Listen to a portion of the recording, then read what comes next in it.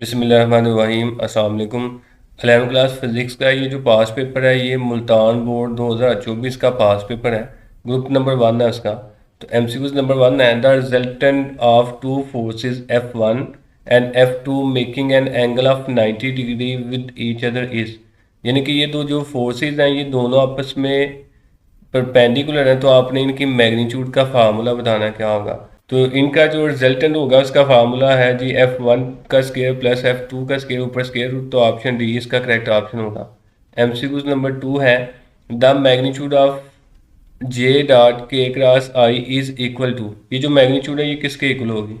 तो इसको हम सॉल्व कर लेते हैं। जे ऐसे आ जाएगा, डॉट के क्रॉस आई जो ना ये भी जे के इक्वल होता है, तो ये जे डॉट जे बच गया, ये 1 के इक्वल होता है। तो ऑप्शन ए इसका करेक्ट ऑप्शन होगा। एमसीक्यूज नंबर 3 है, the velocity of a body change with constant rate, the acceleration is. अगर किसी बॉडी की जो वेलोसिटी है वो कांस्टेंट रेट के साथ चेंज हो रही है तो एक्सेलरेशन जो है ना वो क्या होगा। एक्सेलरेशन जो है ना वो इक्वल होता है change in velocity over time.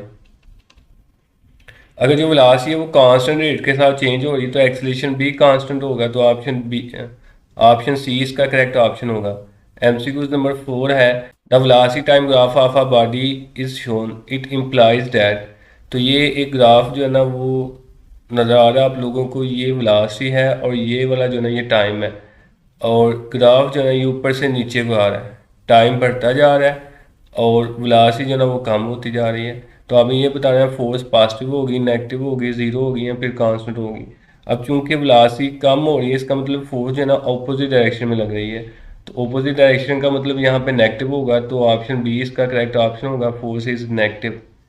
MCQs number 5 है, gravity performs zero work when body accelerates. Gravity जो ना ये जीरो वर्क तब परफॉर्म करेगी जब बॉडी जो ना वो वर्टिकल लूप में मूव करेगी। तो ऑप्शन डी इसका करेक्ट ऑप्शन होगा, क्योंकि इसमें बॉडी जो ना वो जहाँ से स्टार्ट होगी वहीं पे आके रुक जाएगी। तो अब इस सारे केस में जो डिस्प्लेसमेंट है वो ज़ीरो होगा, डिस्प्लेसमेंट ज़ीरो होगा तो वर्क डन जो ना वो भी ज़ीरो हो जाएगा। एमसीक्यूज नंबर 6 है, the acceleration of an object falling freely is. अगर कोई बॉडी जो ना वो फॉलिंग फ्रीली कर रही है तो उसका जो एक्सलेशन है वो ग्रेविटेशनल एक्सलेशन होता है जिसको हम जी से रिप्रेजेंट करते हैं और वो 9.8 मीटर पर सेकंड स्क्वायर के इक्वल होता है। तो ऑप्शन ए इसका करेक्ट ऑप्शन होगा। एमसीक्यूज नंबर 7 है, the rotational kinetic energy of any ring of radius R is given by. Rotational kinetic energy आपने बतानी है रिंग की, और जो रिंग का मूवमेंट ऑफ इनर्शिया वो इक्वल होता है एम आर स्क्वायर के। तो रोटेशनल काइनेटिक एनर्जी का फार्मूला है हमारे पास हाफ आई ओमेगा का स्क्वायर। आई जो है ना वो मूवमेंट ऑफ इनर्शिया है और रिंग का मूवमेंट ऑफ इनर्शिया जो है ना वो एम आर स्क्वायर है। ओमेगा स्क्वायर ऐसे आ जाएगा, तो ये आ जाएगा half M R square omega square. तो ऑप्शन बी इसका करेक्ट ऑप्शन होगा। एमसीक्यूज नंबर 8 है, the viscosity of water at 30 degree Celsius is. जो वाटर की विस्कोसिटी है वो 30 डिग्री सेल्सियस पे 0.801 न्यूटन पर मीटर स्क्वायर सेकंड होगी। तो ऑप्शन डी इसका करेक्ट ऑप्शन होगा। एमसीक्यूज नंबर 9 है, the time period of simple pendulum whose length is 980 metre is. तो टाइम पीरियड आपने बताना है और लेंथ उसने जो है ना वो 980 मीटर दी हुई है। टाइम पीरियड का फार्मूला टी इक्वल 2πL/g। तो ये वाला 2π ऐसे लिख लें, उसके बाद L की जगह उसकी वैल्यू 980/g की जगह 9.8 आ जाएगा ऊपर स्क्वायर रूट।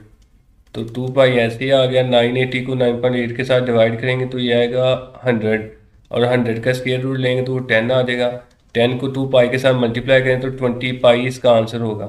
ऑप्शन सी इसका करेक्ट ऑप्शन होगा। एमसीक्यूज नंबर 10 है, the speed of sound wave is independent of.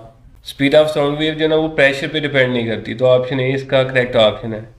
MCQs number 11 है, a longitudinal sinusoidal wave has wavelength of 1 centimeter with a time period of 2 seconds. its wave velocity is। तो आपने इसकी ना velocity जो है ना वो फाइंड करनी है। एक वेव की उसने वेवलेंथ दी हुई है 1 सेंटीमीटर, उसको हम लैम्डा से रिप्रेजेंट कर लेते हैं 1 सेंटीमीटर।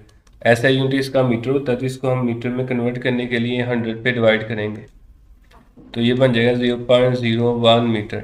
उसके बाद उसने टाइम पीरियड दिया हुआ है 2 सेकंड। आपने इसकी वेलोसिटी फाइंड करनी है v।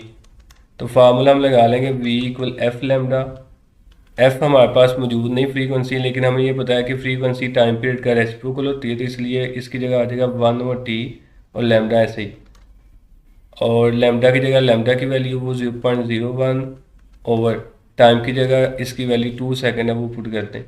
इन दोनों को डिवाइड करें तो इसका आंसर आ जाएगा 0.005 मीटर पर सेकेंड। तो ऑप्शन बी इसका करेक्ट ऑप्शन होगा।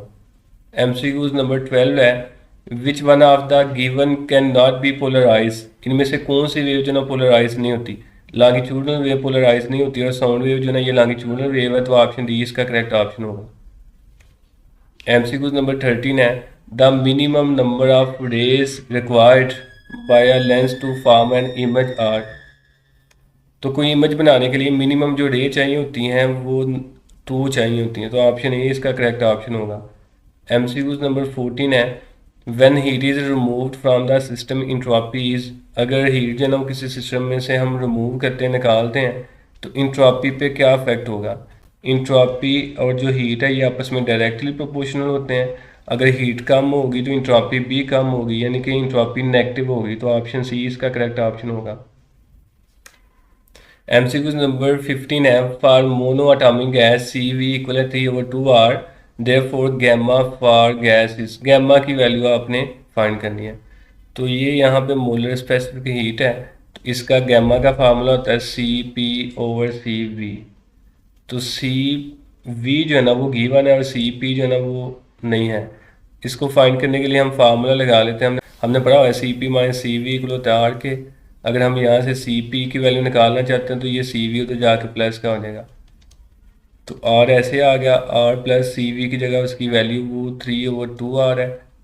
इसका एल्शियम लें तो ये 2 आएगा, फिर 2R के साथ मल्टीप्लाई करके 2R प्लस 3R ये बन जाएगा 5R। तो ये आ गई CP की वैल्यू।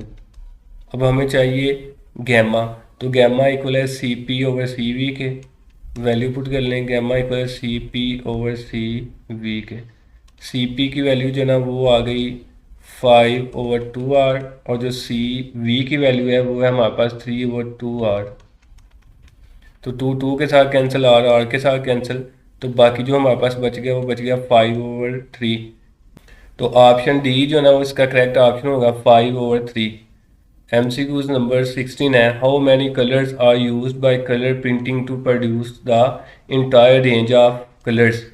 तो कलर प्रिंटिंग में हम 4 कलर्स का यूज़ करते हैं, तो ऑप्शन बी इसका करेक्ट ऑप्शन होगा। एमसीक्यूज नंबर 17 है, the dimensions of the relation MC² are equal to the dimensions of. आपने ये बताना है MC² की जो डायमेंशन है वो किसके इक्वल होगी। तो फार्मूला हमने पढ़ा हुआ है, E इक्वल होता है MC² के। तो एनर्जी का यूनिट जूल है, तो इसका मतलब एनर्जी और MC² की डायमेंशन इक्वल है। अब इन क्वांटिटी में जिनका यूनिट जूल होगा उसकी डायमेंशन भी MC² के इक्वल होंगी। तो हीट भी बेसिकली एनर्जी की एक टाइप है, इसका यूनिट भी जूल होता है, तो इसलिए इसकी डायमेंशन MC² के इक्वल होगी। तो ऑप्शन सी इसका करेक्ट ऑप्शन होगा।